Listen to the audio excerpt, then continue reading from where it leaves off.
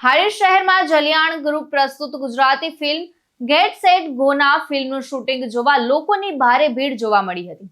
હારીજ ખાતે છેલ્લા 4 દિવસથી વિવિધ વિસ્તારોમાં Gujarati action cycle stunt film get set ગોનું શૂટિંગ ચાલી રહ્યું છે, જેને જોવા માટે લોકોની ભીડ જામી હતી.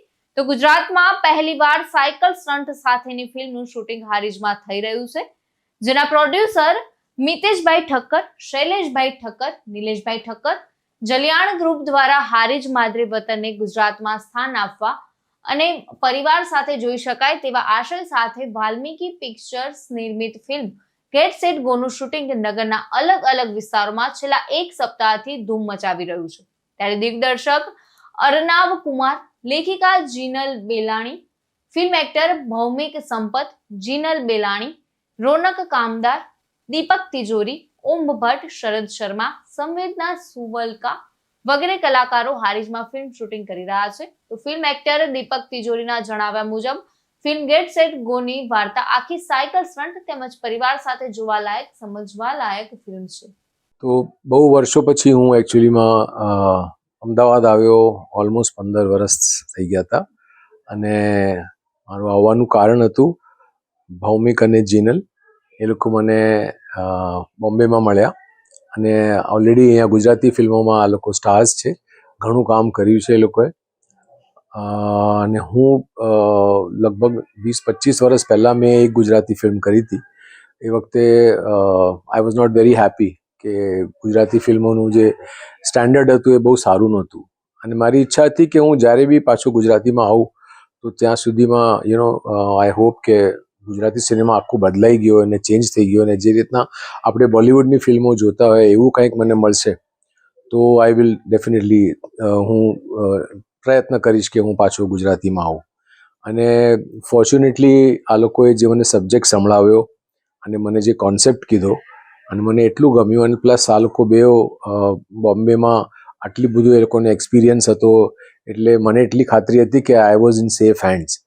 અને દેટ ઇઝ ધ રીઝન મેં વિચાર કર્યો કે મારે પણ આ ગુજરાતી ફિલ્મ કરવી છે. પણ પછી એ લોકોએ જે કોન્સેપ્ટ કીધો અને મારું જે કનેક્શન આ કોન્સેપ્ટ સાથેનું હતું એ બી મને બહુ જ ગમ્યું. તો સ્ટોરી, સ્ક્રીન પ્લે અને પ્લસ આખું જે રીતના એ લોકોએ બનાવ્યું હતું અને બધા ટેકનિશિયન્સ બી જે લોકોના હતા, જે લોકોની સાથે એટલે અગત્યનો મારું ક્વેશ્ચન હતો કે ડિરેક્ટર્સ સારો છે, કેમેરામેન સારો છે અને બધું આખું આમ એકદમ ટોપ ક્વોલિટીનું હતું. તો આઈ ફેલ્ટ વેરી કમ્ફર્ટેબલ કે મને આમાં વિચાર કરવા જેવું કાંઈ છે નહીં. હવે હું એક પગલું આમાં ભરી જ લઉં. અને એના પછી ઓબ્વિયસલી જ્યારે મુહૂર્ત થયું ત્યારે હું મિતેશભાઈને અને બધાને મળ્યો, શૈલેષભાઈને, અને બહુ જ મજા આવી. એટલે આઈ ફીલ કે એક ફેમિલી જેવું છે અહીંયા. અને હમણાં હું જે શૂટિંગ કરવા આવ્યો છું, છેલ્લા 20 દિવસથી હું અહીંયા છું અને આઈ ફીલ એટ હોમ. આ લોકો બધાએ એવું સરસ મને પ્રેમ આપ્યો છે, બહુ જ સારો મને ટેક કેર કર્યું છે. તો મને હવે ડેફિનેટલી એવું લાગે છે કે ગુજરાતી ફિલ્મોમાં હું આગળ વિચાર કરી શકું છું બીજા બધા ફિલ્મો કરવાનું.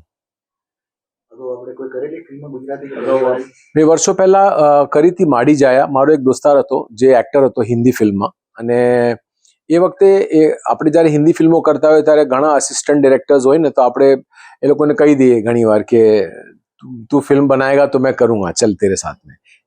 એ લોકોની એવી આમ ઈચ્છા હોય ને કે ક્યારે હું ડિરેક્ટર બનીશ. તો એમાંથી એક ગુજરાતી છોકરો હતો જે અસિસ્ટન્ટ હતો અને એ વર્ષો પછી આવી ગયો મારી પાસે કોઈ પ્રોડ્યુસરને લઈને કે દીપકભાઈ તમે મને પ્રોમિસ કર્યું હતું. તો મેં કીધું ઠીક, મેં કીધું એઝ લોંગ એઝ તું પેલું જૂના જમાનાની ફિલ્મ ના બનાવતો હોય તો હું કરી લઈશ. એ વખતે પછી મેં એક ફિલ્મ કરી હતી માડી જાયા. અને જ્યારે હું માડી જાયા કરી રહ્યો હતો ત્યારે મારી ફ્રેન્ડશિપ કેમેરામેન સાથે બહુ સારી થઈ ગઈ હતી. તો મહેશભાઈ સાથે ટ્યુનિંગ એટલું સારું થઈ ગયું હતું. તો એમની પાસે બીજો એક પ્રોડ્યુસર હતો જેને પછી હું તું ને રમતુડી એક સાથે જ એ લોકોએ બધું પેકેજ બનાવી દીધું. એટલે પછી મેં કીધું કે નો પ્રોબ્લેમ, પછી મેં કરી એ ફિલ્મો. But I was not very happy. એટલે મને બહુ મજા નહીં આવી કારણ કે મને ફીલ થતું હતું કે આપણે સ્ટેન્ડર્ડ બહુ સારું નથી અને ગુજરાતી ફિલ્મોમાં હજી ઓડિયન્સનું એવું મન હતું કે આપણે હજી થિયેટરમાં જઈએ છીએ ગુજરાતી ફિલ્મો જોવા માટે. એ બધા દે વર નોટ વેરી બહુ આમ આગળ સામેથી એમ કહેતા ના હોય. એ લોકો બધું છુપાડતા હોય કે આપણે ગુજરાતી ફિલ્મો થિયેટરમાં જઈને જોઈએ છીએ, એવું શરમ આવતી હતી એ વખતે એ લોકોને. એટલે મને બી એમ હતું કે યાર કે હું આવી રીતના ગુજરાતી ફિલ્મો નહીં કરી શકું. અને હવે છેલ્લા 5 વર્ષથી 6 વર્ષથી જેટલું મેં સાંભળ્યું છે આફ્ટર કોવિડ, જે પ્રોગ્રેસ થઈ ગયો છે, જે આખો સિનેમા ચેન્જ થઈ ગયો છે, પ્લસ ઓડિયન્સ જે છે થિયેટરમાં જઈ રહ્યું છે. અને મેઇન તો હું તમને એક વાત કહું કે સૌથી મોટો રોલ ઓડિયન્સનો છે.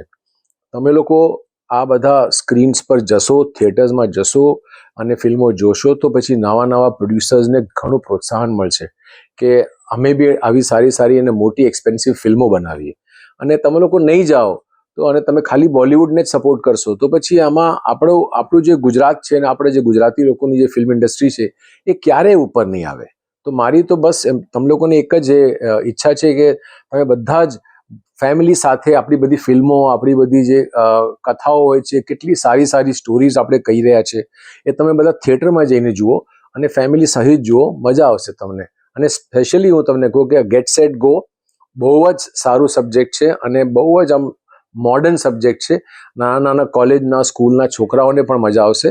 તો બધા ફેમિલી સાથે જજો. હાય, હું જીનલ બેલાણી અને અમે અહીંયા હારીજમાં અમારી ફિલ્મ ગેટ સેટ ગોના શૂટ માટે આવ્યા છે. અમે અહીંયા અઠવાડિયું રોકાવાના છે અને બહુ જ મજા પડી રહી છે અમને હમણાં ફિલ્મની શૂટ કરવામાં. પબ્લિકનો બહુ સપોર્ટ છે, મિતેશભાઈ, શૈલેષભાઈનો બહુ સપોર્ટ છે અને એકદમ જ અહીંયા આગતા સ્વાગતા માણી રહ્યા છે બધાની. અને ફિલ્મ શેના વિશે છે, શું છે, એ ટૂંક સમયમાં અમે જણાવશું. અમારી ફિલ્મ બને, એના પ્રમોશન્સ બધા શરૂ થાય એટલે અમે બહુ જ જલ્દી અમારી ફિલ્મની વાત લઈને આવશું. પણ હાલ પૂરતું એટલું છે કે અમે આખી ટીમ અહીંયા આવી છે અને બહુ જ મજા કરીએ છીએ હારીજમાં અને પાટણમાં. દર્શકોને આપ શું સંદેશ આપશો? ફિલ્મ એકચ્યુઅલી બ્લેક મનીના અગેન્સ્ટમાં છે એટલે પિક્ચરમાં તો સંદેશ એ જ મળે છે કે ટેક્સ ભરી લો અને બ્લેક મનીના અગેન્સ્ટમાં અમે એક વાત લઈને આવ્યા છે, પણ એડવેન્ચર સાથે લઈને આવ્યા છે. સાયકલ સ્ટન્ટ્સ છે જે ગુજરાતી ફિલ્મ્સમાં પહેલી વાર આવ્યા છે, દીપક સર છે અને બાકી બી અમેઝિંગ ટીમ છે અમારી. તો we are just very excited. ફિલ્મના મુહૂર્ત પછી બધાને ખબર જ પડી ગઈ છે કે પિક્ચરનું નામ છે Get Set Go. Gujarati film છે અને સાયકલ પર છે, સાયકલ સ્ટન્ટ્સ છે, ફાઇટ્સ છે, ખૂબ મોટી સ્ટારકાસ્ટ છે. દીપક તિજોરી બધા ઓળખતા હશે. હું છું, જીનલ બેલાની છે, સંવેદના છે, ઓમ ભટ્ટ છે, ધર્મેન્દ્ર ગોયલ છે, ભવ્ય ગાંધી છે, મુનિજા છે, મુરલી પટેલ છે, રોનક કામદાર છે. આ બધા કલાકારોના વચમાં આ ફિલ્મ બનાવી રહ્યા છે અને હમણાં હારીજમાં છે. હારીજ પાટણ પાસે છે, બધાને ખબર છે અને એક એવી જગ્યા જ્યાં એક્સપ્લોર લોકોએ કર્યા નથી, અમે કરી રહ્યા છે. અને આ ફિલ્મમાં બી તમને દેખાશે કે કેટલું બ્યુટિફુલ લોકેશન છે અને ફિલ્મ એકચ્યુઅલી હારીજના અંદર બી આપણે દેખાડ્યું બી છે કે હારીજના અંદર જ ફિલ્મની શૂટ થઈ રહી છે અને આઈ હોપ બધાને ગમે. અમે પ્રયત્ન કરી રહ્યા છીએ કે એવી ફિલ્મ બનાવીએ કે કોઈને શરમ ના આવે કહેતા કે ગુજરાતી પિક્ચર આવી બને છે. હિન્દી ફિલ્મના એકદમ ટક્કર પર પિક્ચર બનાવી રહ્યા છે જેનું નામ છે ગેટ સેટ ગો અને જલ્દી તમારા સિનેમાઘરોમાં આવી જશે. વિક્રમસિંહ ચૌહાણ સાથે ચક્રવાત ન્યૂઝ, હારીજ.